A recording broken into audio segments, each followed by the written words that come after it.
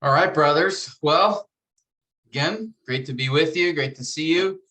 Uh, the goal, my desire today is to go over what's required for assignment 4.11, which is this assignment is the contextual flow of the book.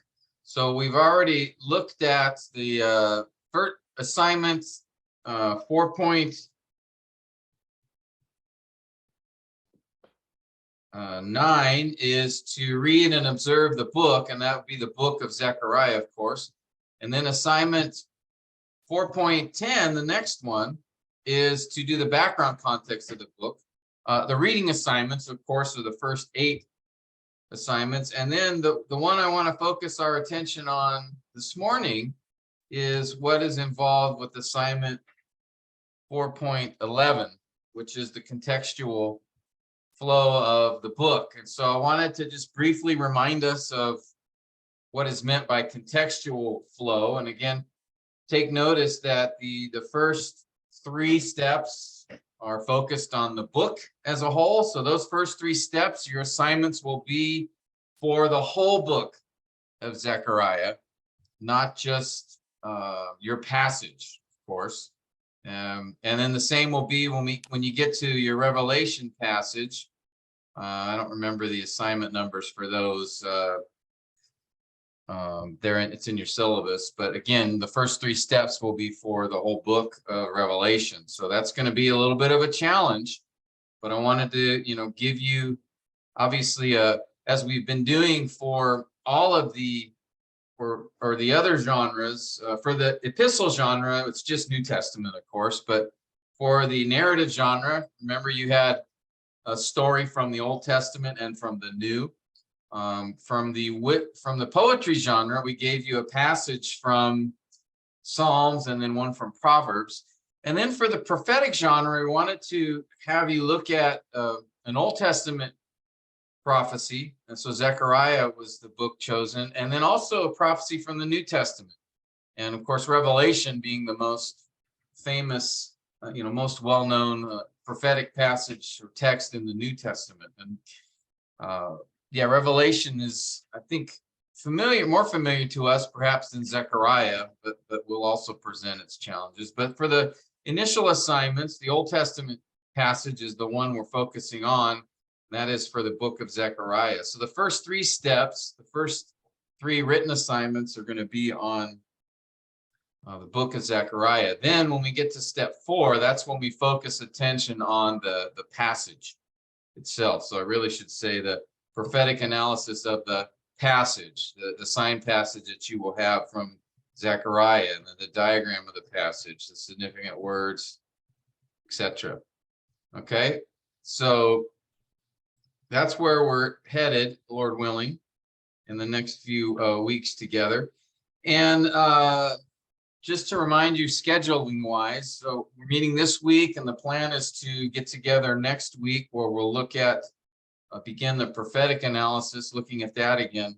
And then we'll take a few weeks off for Christmas, the Christmas season, since I know you'll have ministry responsibilities and family obligations and things like that. I will be in Pakistan for a couple of weeks, though, in January. So we'll have a little bit of a delay. I think we'll pick up the class again around the 3rd week of January. So there'll be a few weeks there, a couple of weeks after Christmas, before we meet again. So it'll be an opportunity again for you to get to work on the assignments that you have. But I have posted, just so you're aware, I keep posted an updated schedule on Canvas, and I'll just I don't remember. I think I've showed you this before, but oops, wrong one. Where is here we go. Okay, and this just has the plan schedule. You can see the sessions planned for Zoom as we meet together, and the different things that we're going to try to cover on those particular sessions. So Notice here, yeah, we plan to meet next week and then pick it up again later in January, where we'll meet there for several weeks until we get to March. And then, of course, we're going to be gathering for Module 5 in late April. Okay, so this is the proposed schedule from this point, and I'll keep this on Canvas updated so you can, if you're trying to wonder if there's class, you know, in a given week or not, you can look on the updated schedule.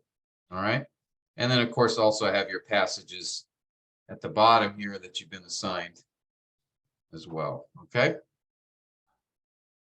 All right, so with all of that, let's jump into the assignment review we're going to do on the contextual flow for the book. That's the third step. And again, let's just by way of review remind ourselves of what is contextual flow. If you remember, when we talk about expository preaching, at the heart of expository preaching is understanding, explaining the passage in its context, right? That little phrase, in its context, is really at the heart of expository preaching, because expository preaching is intended to explain what the author was saying in his context, not what we want the passage to say. We're to take what the author meant, his original intended meaning, and then identify how that applies to our hearers today. But we begin with the author, we begin with the context of his passage. That's what helps keep us from straying from the author's intended meaning. And so when we talk about context, we really need to think of there's two aspects to that, or two parts. There's the background context, which is the focus of the last assignment 4.10. That is the setting of the book, right? That's the circumstances of the author and the audience. We could add to that as well. That's the, you know, who's involved, what places are mentioned, who wrote the book, to whom did he write the book, when did he write the book, what occasion or events or circumstances prompted him to preach or to write. That's the background context. And then the second context is what we've referred to as the literary context.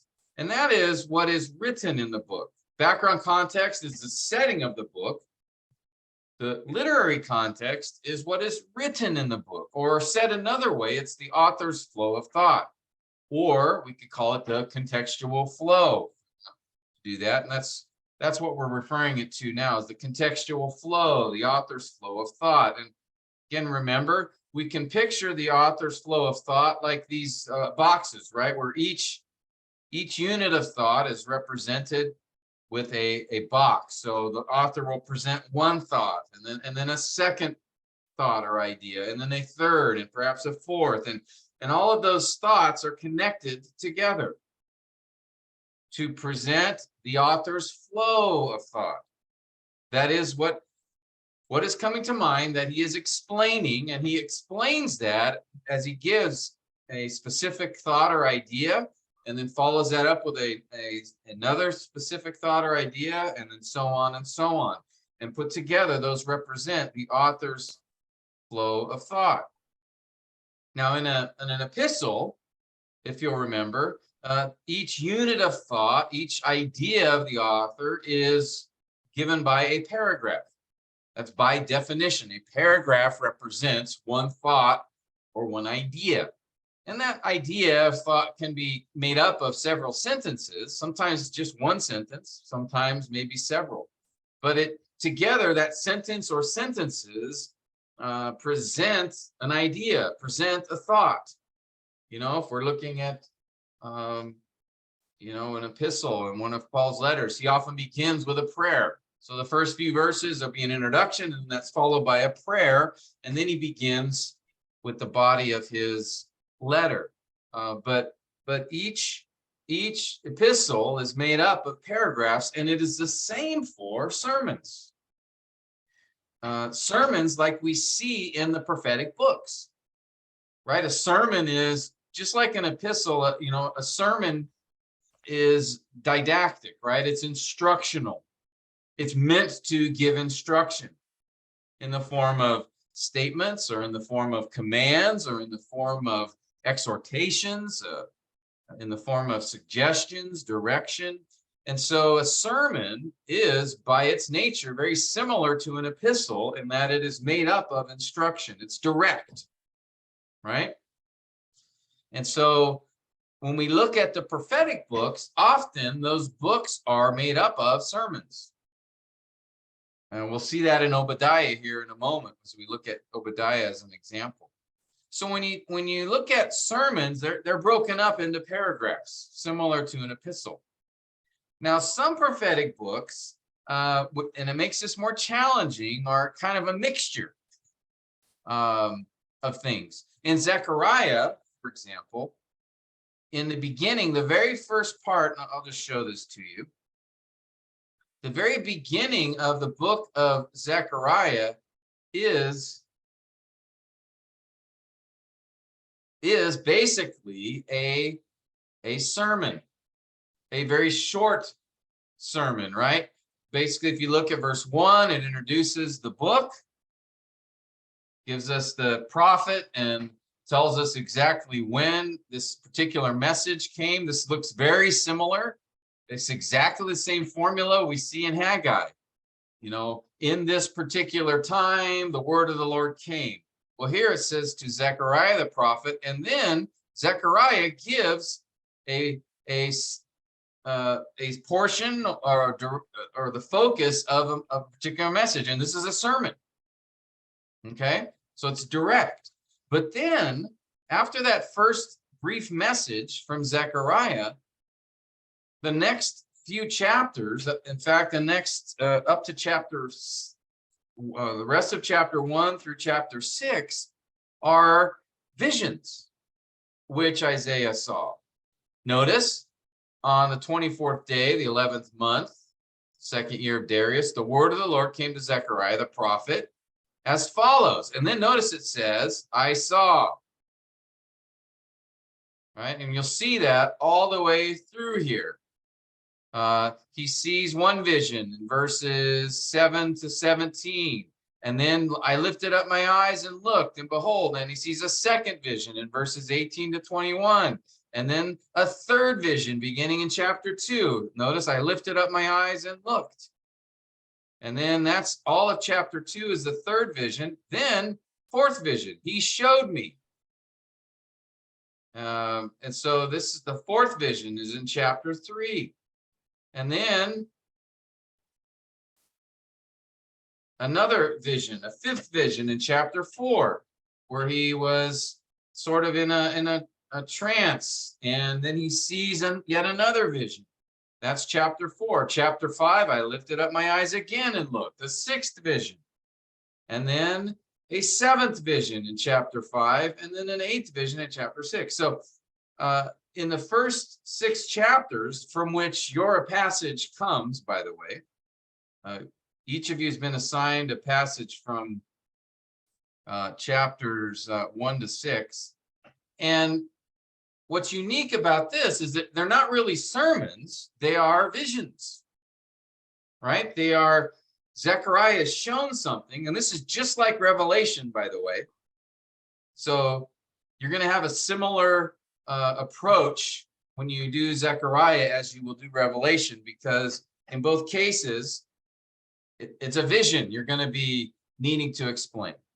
All right, so it's not a sermon per se. It's more of something that Zechariah saw or something that John saw that has a particular meaning, a particular point. And so really, as you study these passages in Zechariah and Revelation, consider them maybe more like a parable.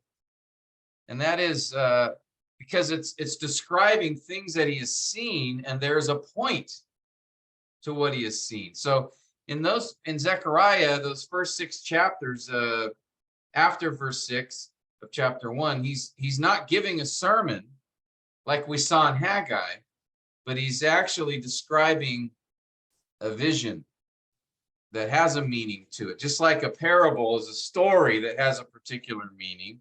In Zechariah, you're going to be interpreting a vision that has a particular meaning. But that vision will be broken up into sections, just like a story, or just like a sermon, or like an epistle. It will have units of thought. Okay? And remember, when we did this for a story, we did it by scene, right? And in Zechariah, it'll be a vision, a scene, a picture of something, and you can sort of see how that describes, that picture is meant to describe some particular point that God wants Zechariah to see and then to give to the people. All right, you guys following me? Do you have any questions at this point?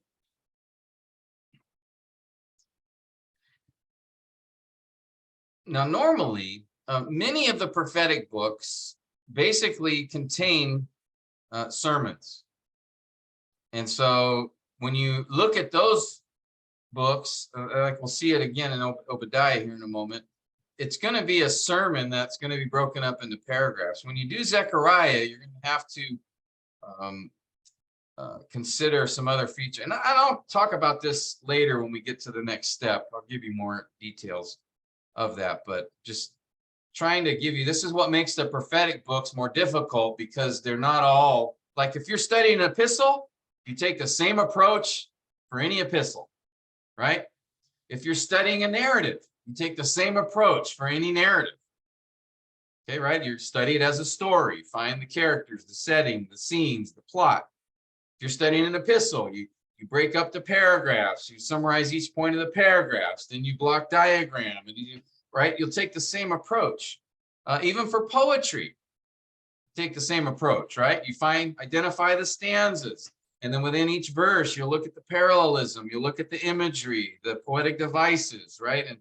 And you'll see, you summarize each of those stanzas, and that is the outline of the poem.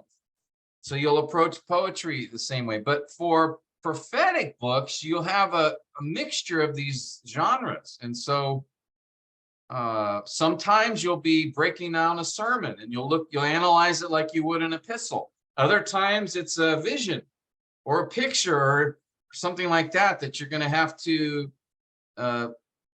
sort of interpret, understand a little bit differently than an epistle. Other times, or often, there'll be poetry involved. So you'll have imagery and poetic devices mixed in to this. And so this is what makes the prophetic books more of a challenge to us.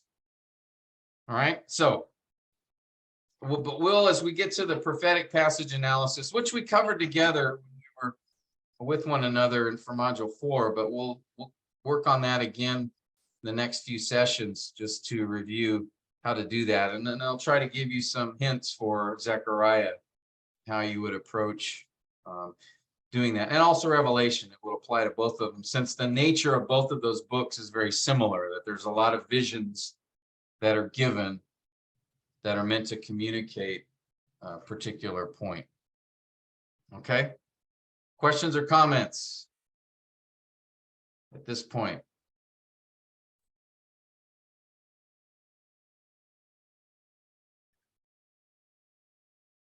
Okay. That's still gonna, I keep wanting to tilt my head when I look at Pastor Noor. That bookshelf. I'm just nervous those books are gonna fall. Oh, it's even worse. Oh, there we go. It's his computer. I'm just kidding. Okay. Let's move forward then. So what we're going to do here is we're going to focus on, for an example, on the book of Obadiah. And because Obadiah, we've used that for the last couple of examples. And because couple of sessions when we've looked at the different assignments. So I wanted to stay with Obadiah. But the thing with Obadiah is we need to recognize it's basically a sermon. So it's going to be more direct. It's going to be broken up into paragraphs. And so we will summarize them in that way. But I'll talk about what you do for Zechariah when we, at the end, when we talk about the assignment. But for now, what I'd like to do is just go over by way of example. This is the same approach that we took for epistles to analyze each paragraph. And that is what we want to do is identify each of the units of thought as expressed here so that we can follow the author's flow of thought. And so to do that, let me remind you of the steps involved in that process. The first step is to identify the paragraph limits.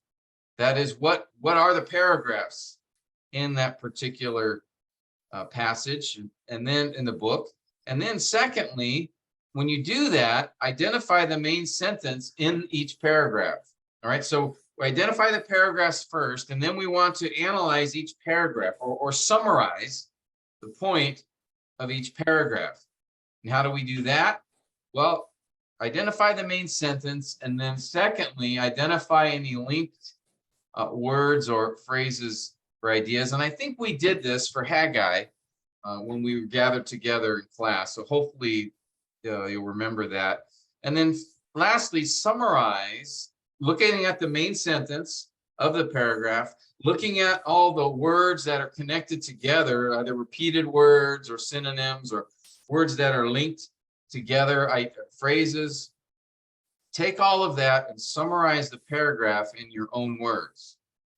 Okay, so those are the particular steps for paragraph. Hold on a second.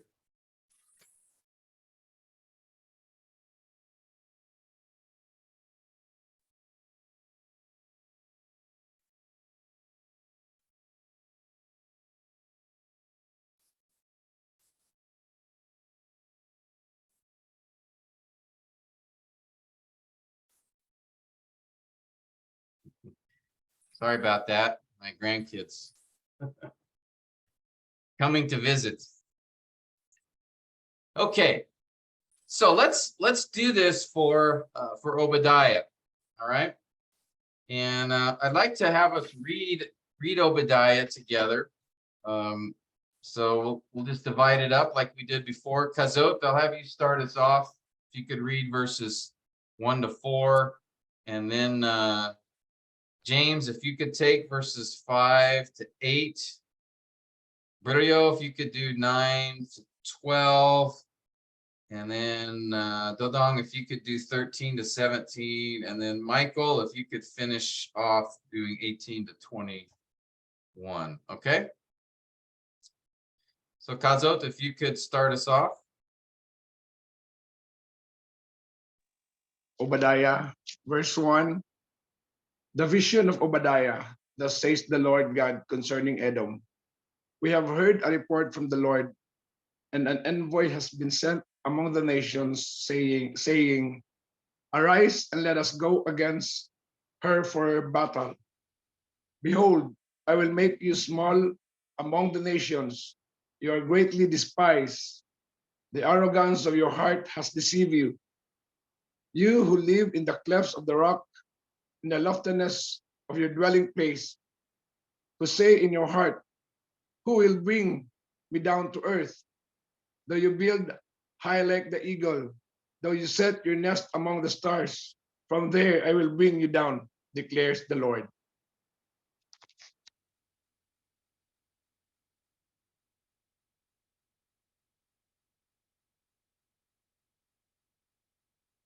James, you're muted there. I would answer this a second.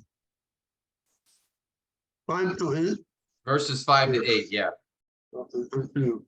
Verse 5. If each steal to you, if robbers by night, well, how you will be ruined. Would they not steal only until they had enough? If great gatherers steal to you, would they not leave some gleanings? Well, how Esau will be ransacked, and his hidden treasure searched out. All the men allied with you will send you forth to the border, and the men of peace with you will deceive you and overpower you. They who eat your bread will set an ambush for you. There is no understanding in him. Verse 8, will I not on that day, declares the Lord, destroy wise men from Edom and understanding from the mountain of Esau? Verse 9 to 12. Then your mighty men will be dismayed, O Teman, so that everyone may cut off from the mountain of Esau by slaughter. Because of your violence to your brother Jacob, you will be covered with shame, and you will be cut off forever. On that day that you stood aloof, on the day that strangers carried off his wealth, the foreigners entered his gate and cast lots for Jerusalem. You too were as one of them. Do not gloat over your brother's day, the day of his misfortune, and do not rejoice over the sons of Judah in the day of their destruction. Yes, do not boast in the day of their distress.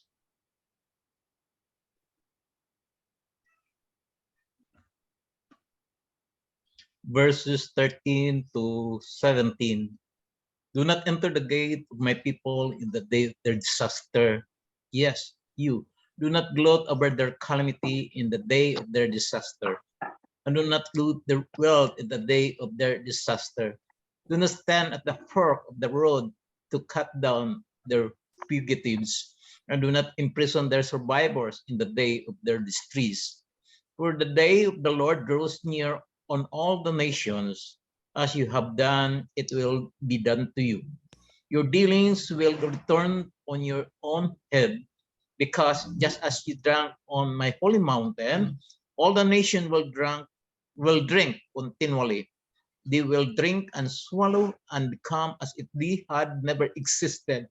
But on Mount Zion, there will be those who escape, and it will be holy, and the house of Jacob will possess their possessions.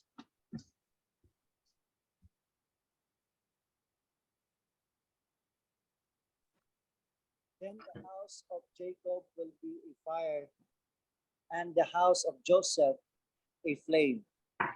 But the house of Esau will be as stubble, and they will set them on fire and consume them, so that there will be no survivor of the house of Esau. For the Lord has spoken. Then those of the Negev will possess the mountain of Esau, and those of the Shephelah of Philistine plain also possess the territory of Ephraim and the territory of Samaria. And Benjamin will possess Gilead and the exiles of this host of the sons of Israel, who are among the Canaanites as far as Zarephath, and the exiles of Jerusalem who are in Sepharad will possess the cities of the Negev. The believers will ascend Mount Zion to judge the mountain of Esau, and the kingdom will be the Lord's. All right, thank you guys. Okay, so again, we see here from Obadiah, this book is very much like many of the prophetic books where we have a message given by the Lord to Obadiah, and this message is concerning Edom, the nation of Edom. And you'll notice that this message is completely a sermon, right? Right after the introductory statement, Obadiah jumps right in and he's delivering basically a sermon that is directed again towards Edom primarily. So knowing that, we can look at this book as, since it is a sermon, it is direct, it is didactic, it is instructional. And so the units of thought will be broken down or be divided into paragraphs. Okay, and so, for example, hopefully you can see here. Let's see, Obadiah. And if you'll remember that the paragraphs are often identified in these translations. Usually in the prophetic books, they'll identify them with a space. Do you guys see that here between verse 9 and verse 10? You see that space there? Maybe I can make it a little bigger. Okay, so what we can see, and this is the New American Standard Translation. I'll just make it a little bigger for you guys. Okay, that the New American Standard Translation begins the first paragraph in verse 1 and goes all the way to verse 9. There's a space. And then the next paragraph begins in verse 10 and goes till verse 14. Notice there's a space there. And this part here, obviously, that's just the title given by the translators. Of course, we can ignore that. Verse 15 begins the next paragraph, and it goes all the way to the end, verse 21. Okay, now if we go to, say, the English Standard Version, the ESV, let's take a look and see how do they divide up the book into paragraphs. They have the introduction, the vision of Obadiah, and then they have the first paragraph, basically from verse 1 to verse 4. See that? There's a space here. And then they begin the next paragraph in verse 5, and that goes until verse 7. So they've broken these paragraphs up into smaller sections, verses 8 and 9, and then verse 10 through verse 14. Then the next paragraph, verse 15 to verse 18. The next one, verse 19 to verse 21. Okay, now if we were to look at, say, another translation, the New King James translation, let's see what they did as far as paragraphs are concerned. All right, same thing, verse 1, then they have verses 2 to 4. And so you can see each translation here is sort of divided up the paragraphs a little bit differently.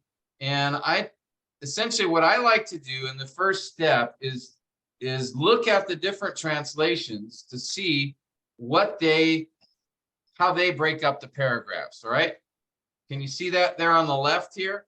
I've summarized each of them. I looked at 7 translations here. You guys see that? And what I did was just identify the paragraphs from each translation. And you'll notice there's quite a few differences between them. Okay.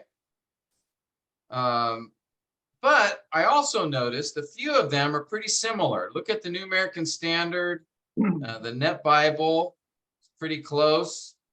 The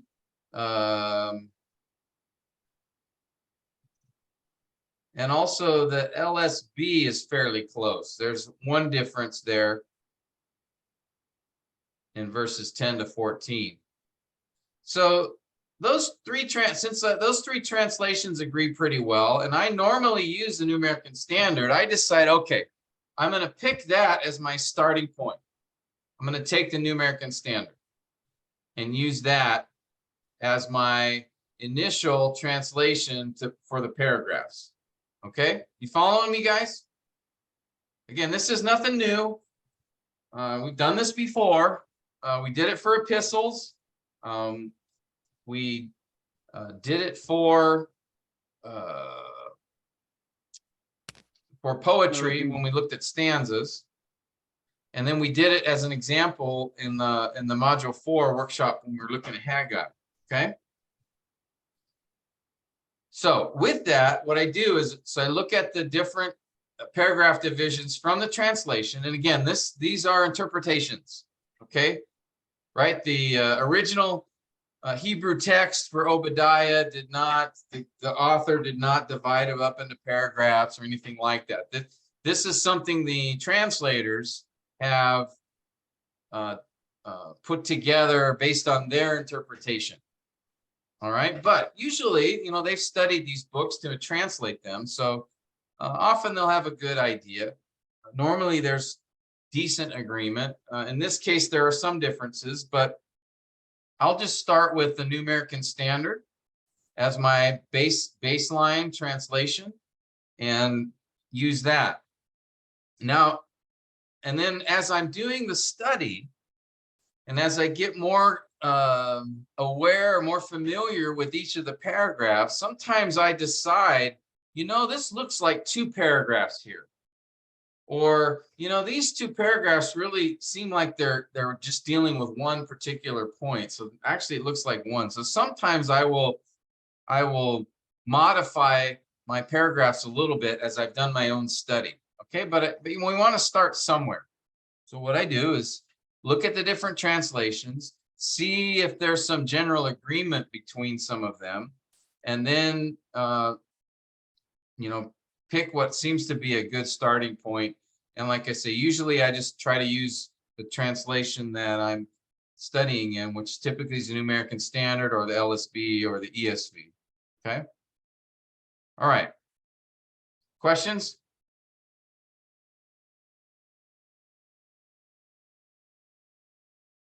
Okay, so next step is let's summarize each of those paragraphs. All right, and to do that, we're going to follow this approach. We're going to read the paragraph, identify the main sentence, and again, that's usually near the beginning of the paragraph. Then we want to identify the linked words and phrases, and then give a summary. All right. So I'll walk us through together the first paragraph, verses 1 to 9, and then I'll give you guys the next paragraph to work on yourselves. All right. Let's see. This is most of it here.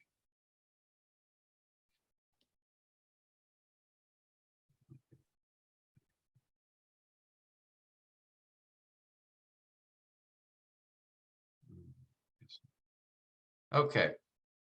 So let's take a look here at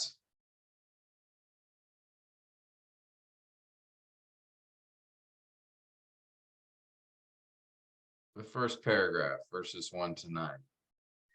Okay, and we'll do this one together, and then I'll have you guys do the next one. All right, well, we have the introductory statement, the vision of Obadiah, which I'll just treat separately. That's just an introduction. And then sort of the thus says the Lord. We've heard a report. So I'm really going to start from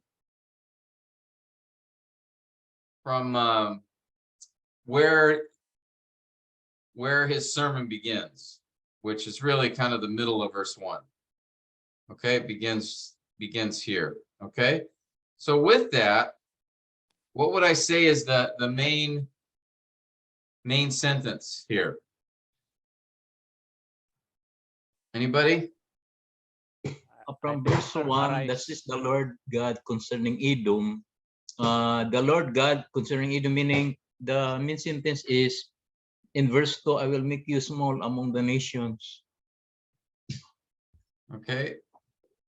I will make, yeah, that begins really make you small.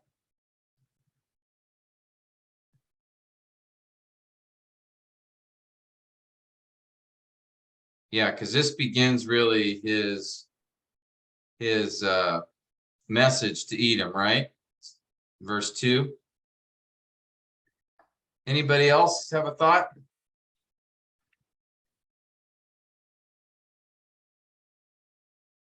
That makes sense? Yeah, I would say that's the first point of the message. I mean, we could add to that, you know, you are greatly despised, but that's probably based upon the main sentence or the first sentence we see is I will make you small among the nations. Now, as we look at the rest of the paragraph, this is where, let me do this.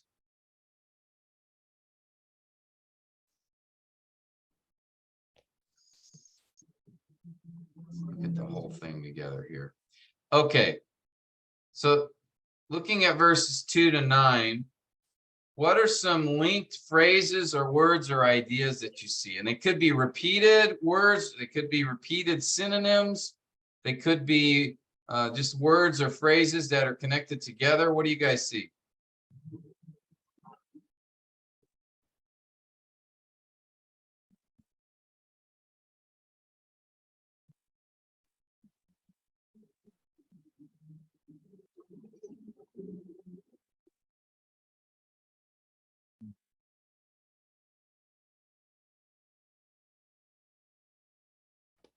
Anybody?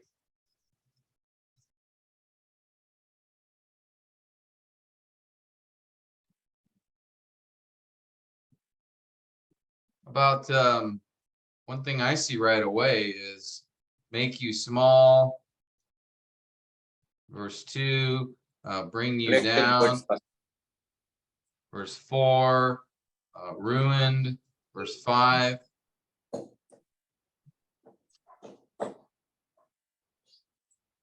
All right, that's something that stuck out to me.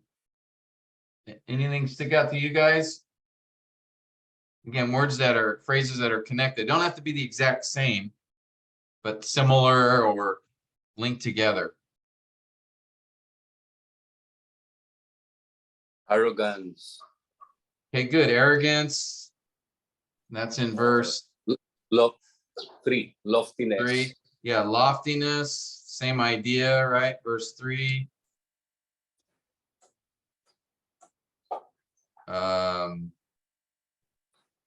High. I like it. This- Verse 4. Okay, good. Bring down. Verse 4. Again, that doesn't mean high, but it's linked together, right? They're high, they will be brought down. How about set your nest among the stars? Is that high? Yeah. Descriptive of Nest loftiness. among stars. Okay, I'm gonna have to. Good. Anything else?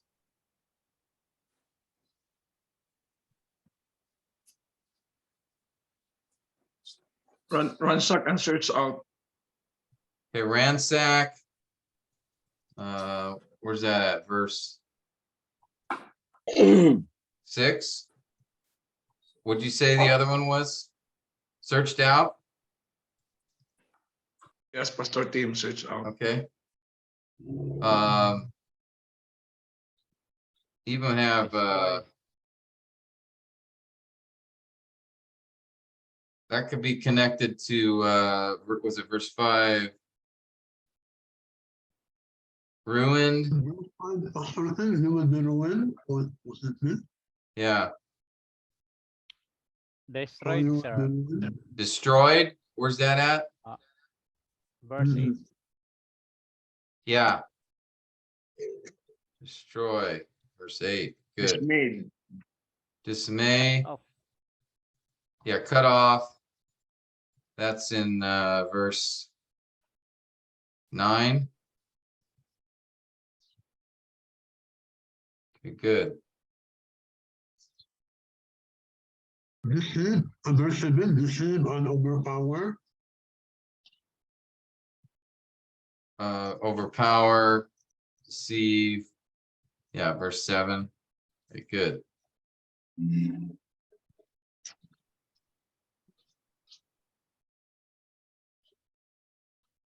Set an ambush. Yeah. So we see a lot of these words related to, that's where's that one again? Where's it?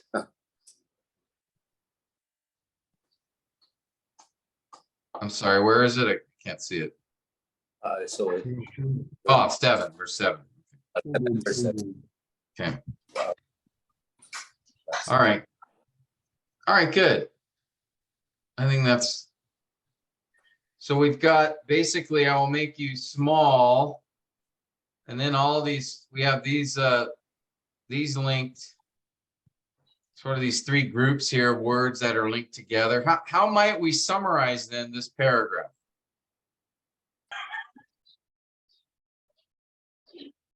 Obviously a statement of judgment, but we want to include this idea, right, of arrogance and this idea of judgment here. And really, we can almost put these 2 groups of words together, right? They're all different forms of judgment. Anybody have a summary sentence they think would work for this?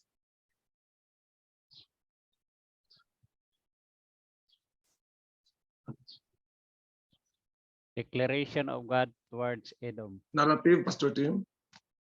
Hold on. Sorry, let me get Berlioz first. Declaration of God's what? Towards Edom. Okay.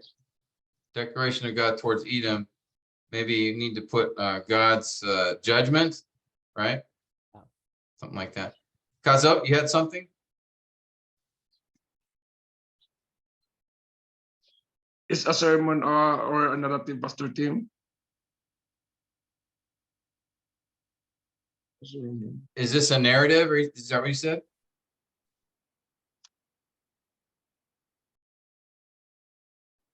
Sorry, Kazo, I didn't catch that. Were you asking if this was a narrative?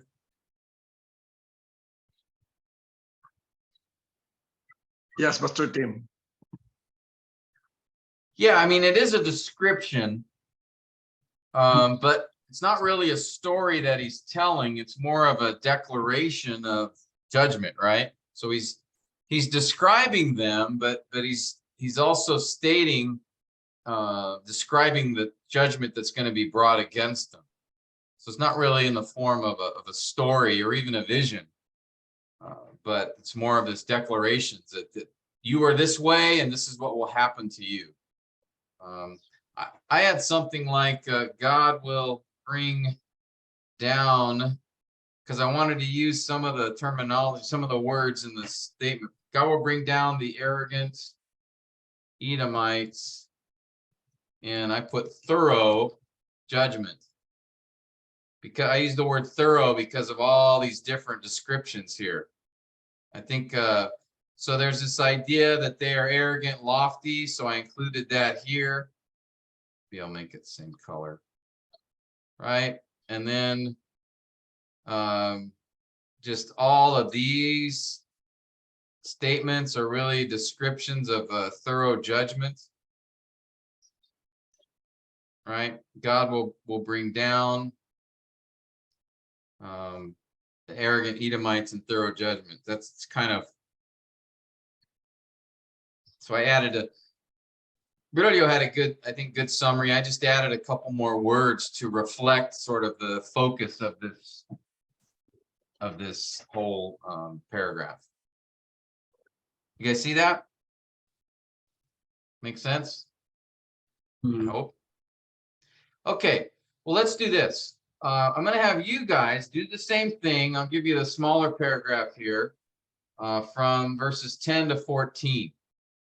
So take a few minutes, kind of look through this paragraph and do the same thing we just did. Try to summarize. The goal is to summarize the paragraph in a sentence. So to do that, again, look for maybe a main sentence or the first main sentence, and then identify any linked words, phrases, or ideas, and then put all that together in a summary. All right, so why don't you guys try to do that in the next few minutes?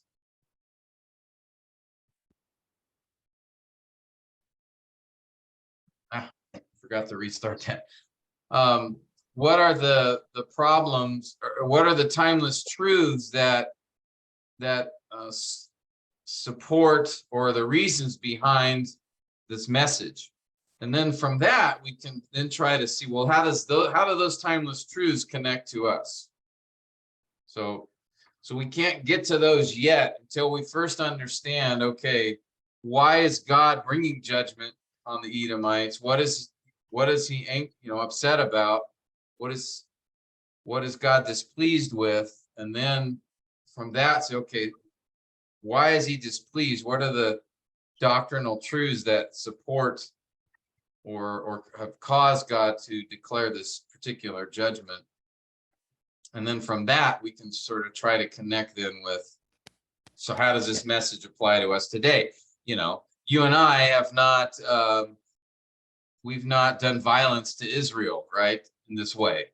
So we're not in the same, we haven't done the same thing these Edomites have done, right? The church is not, Edom. So we have to be careful we don't directly apply the message to Edom to the church. But there's something here. There's, some doctrinal truth, some theological truth that does apply to us. So we have to just first understand what is Obadiah's message to Edom? What is the basis for that message? What is the what are the timeless truths that are support that message, and then from those we then try to how does that apply to, you know, in our case, to our audience, to our hearers, the church. Pastor Tim, I'm thinking of Matthew 18 for application. If a brother sins against you, because I'm taking it, actually, what I'm learning from God's message of judgment on Edom is his take on our ill treatment of a brother who's going through something in a bad situation. Might be that the brother has offended you in the past, something like that. And now that brother is going through hard times and you're gloating over it, something like that. I'm just reflecting on it. Yeah, I mean, certainly God's expectation of how Edom should treat Israel, because he calls them brothers, you know, because they, you know, of course, came from Jacob and Esau. And so, yeah, certainly this reflects what God thinks about mistreating those who are, you know, close to us, if you will, and certainly in the church, that, you know, that's as close as you can get as far as a spiritual connection that we share. And even too, just thinking about, you know, God will vindicate when his people are mistreated, right? So could that principle apply to the church?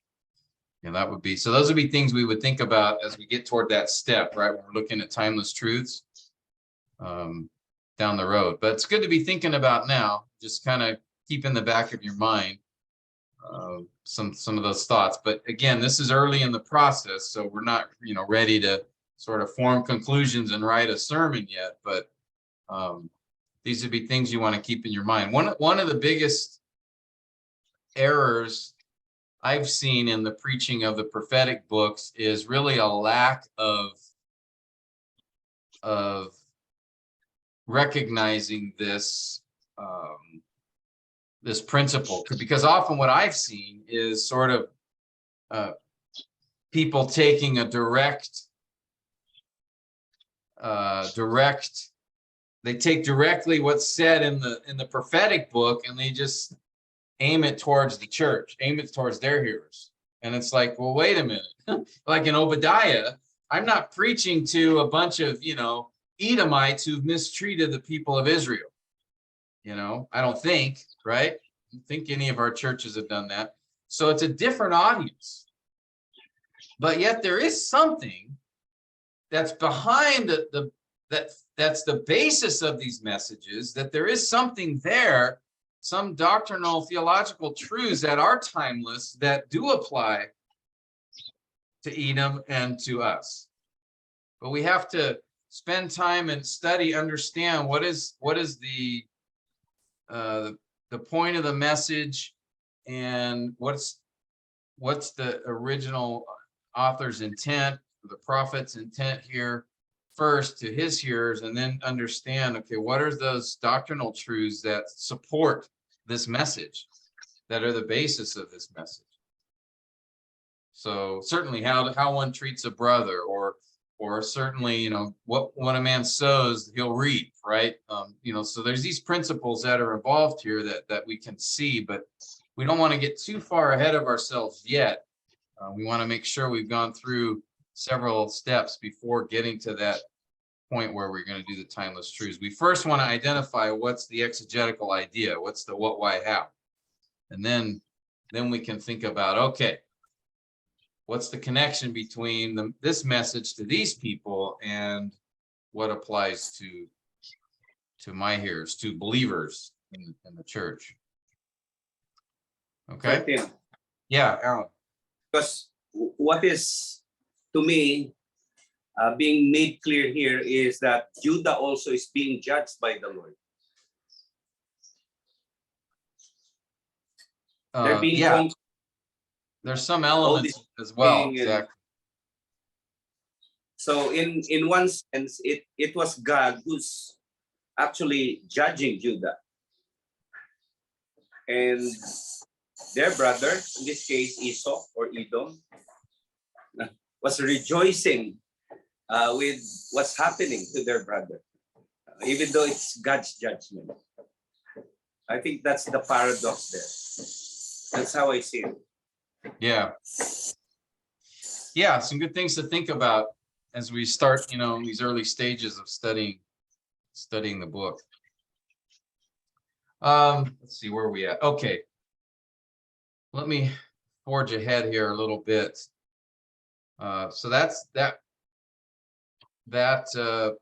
paragraph, and then we won't have time to do this one, this third one, but I basically summarize it as God will destroy Edom and restore Israel in the day of the Lord.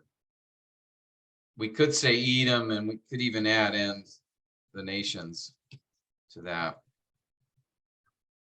That's what I came up with the third one. So what I like to do then is take those summary statements and sort of put them together. And as I did more study on chapter or verses 15 to 21, it really seemed to me like there were, two paragraphs here. One, it looked like the focus of judgment still on Edom and on the nations. And then this verses 17 to 21 sort of struck me more. The focus there is on restoration, blessing upon Israel. So I separated it into two paragraphs.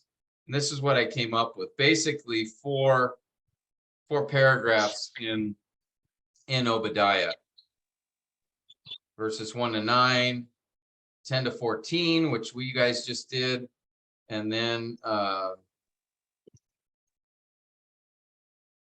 split the last one into two. Okay. But what this does, guys, is this just is, now we looked at, the last assignment was the background context, and this assignment now we're focusing more attention on, okay, what seems to be the flow of thought here? What's the author talks about this in the first paragraph, and then this, and then this, and then this. And so now we're starting to force ourselves to think a little bit about more of the specifics within the book. Okay. We're still looking at it in a broad sense. We're just looking at it at a paragraph level. But now we're, trying to begin to think about, okay, what is the message in the book, and what are the different points that the author brings up? And certainly this is early on, so we're not going to get everything exactly right at this point, but we need to start somewhere. And so, the idea is to start on a broader scale and just try to look at each paragraph and figure out what seems to be the focus of each of those paragraphs. Okay. So again, we still have a lot of work to do to really gain an understanding of our specific passage, but this is meant to just get us started thinking about the author's flow of thought. Okay. So that's really for Obadiah, here's what we have, just these what I see is these four paragraphs and sort of what the message is from those. And again, we're focused still just on the author and the book itself. We're not drawing any connections to our message, to our sermon, to what, how it applies to us today. We're still staying focused on the original author and the message that he has to the original audience. Now, for Zechariah, as I mentioned, there'll be some things that might be a little bit different. Let me just show you the assignment. This is what's posted in Canvas as your assignment example for the literary context of, I should really say, the book of Zechariah. All right. Now, I did put here the example that we just did for Obadiah. You'll notice that's all here, at least my results from that example. And then from that, we can identify the occasion of the book and the purpose of the book. The occasion was Edom's violence against Israel, right? Edom did some particular violent act. They participated in some attack upon Judah. And so that prompts Obadiah to preach. And the purpose is the focus of his message, which is to declare judgment on Edom and the day of the Lord and the restoration of Israel. Okay, that's sort of a summary of the purpose. So that's for Obadiah. Now, when you do your literary context for Zechariah, it'll be a little bit of a different approach. Zechariah is a bigger book. You know, Obadiah is one chapter. Zechariah is 14. So what I decided to do was try to hopefully simplify this a little bit for you. And that is, I already broke down for you each of the paragraphs in each chapter, okay? So all you need to do is just sort of summarize each of those paragraphs. So for example,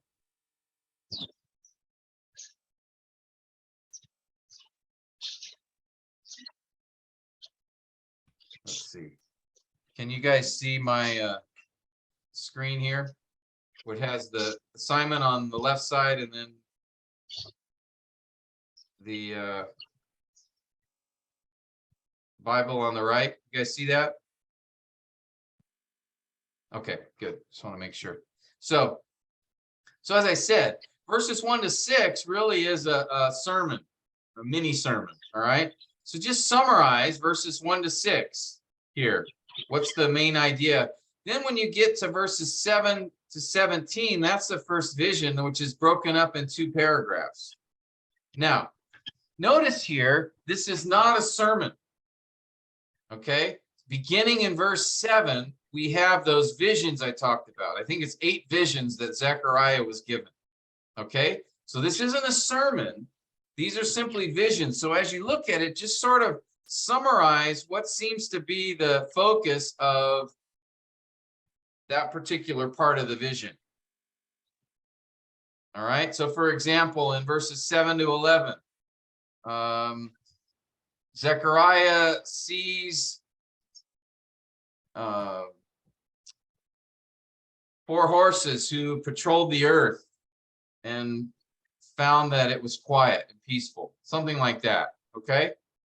So you don't have to do like the main sentence and then try to, but just look and see, are there any, what seems to be connected, what seems to be repeated here, and then just summarize those verses in one idea, one thought, or one focus of the vision. And again, these first 6 chapters are just going to be visions. So I've already broken down the paragraphs for you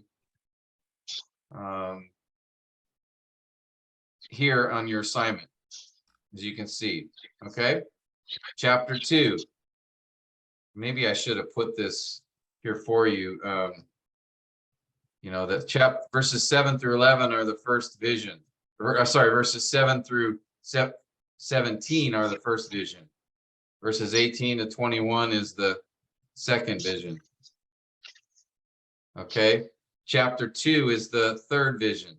So chapter 2 is all one vision here, but it's broken up really. I had into 3 paragraphs or 3 sections. So just summarize each of those.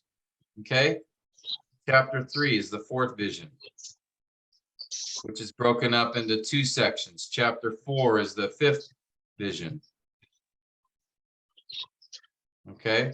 Chapter 5 is, I think, 2 visions. One is the flying scroll, and then the other is the ephod, I think. So chapter 5, we have was it the 6th vision? And then the end of it is the 7th vision. And then chapter 6, verses 1 to 8 is the 8th vision. And then 9 to 15 describes something that God tells Zechariah to do.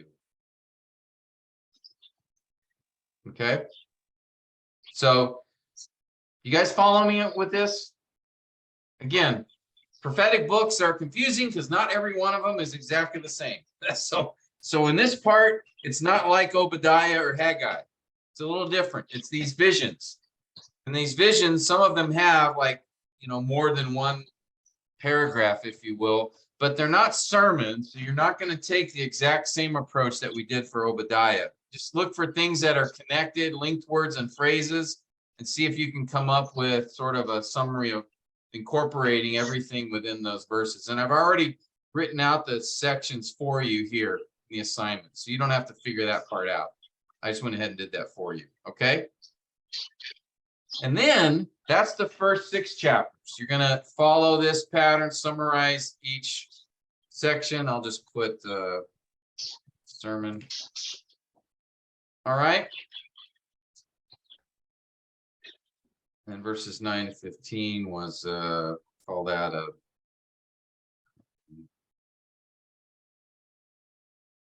illustration or something like that. Now, what I'd like you to do then for the rest of the book, rather than go through every paragraph, again, I tried to simplify this a little bit for you and just have you just summarize the whole chapter. Okay? Read through the whole chapter and just see if you can come up with a summary of what's in the chapter in a sentence. All right? Don't write a whole big paragraph. Just a sentence that sort of summarizes what seems to be the focus of the chapter. Okay, so you do that for the rest of chapters 7, 8, 9, all the way to 14. So you don't have to go through each and every paragraph of those chapters. Just try to get a sense for the whole chapter.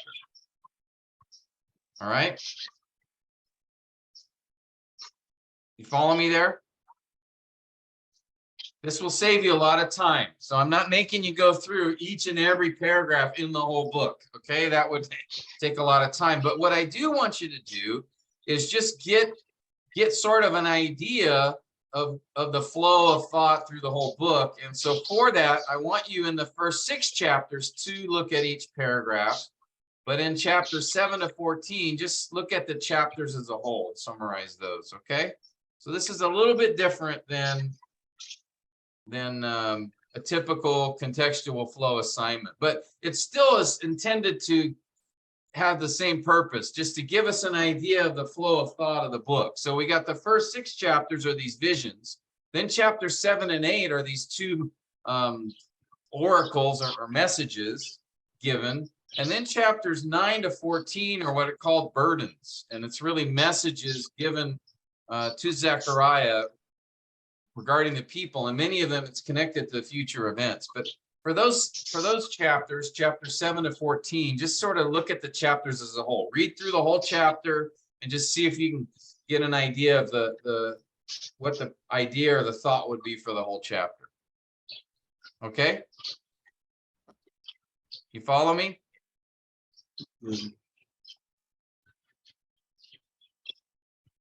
We'll do something similar for the book of Revelation. So I'm just trying to think of a way that, not shorten the assignment a little bit, make it more, so it won't take you as much time, but still give you an idea of what's in the book. So I want you reading through the whole book, a few times, and then trying to see each part of the book and sort of how it connects together a little bit. But you don't have to go through each and every paragraph in the same way that we did for Haggai.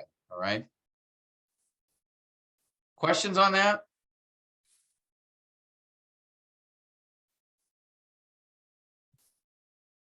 Makes sense, I hope.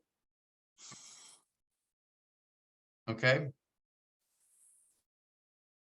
Okay. Well, that really finishes the focus on those first 3 steps, which looks at the book as a whole.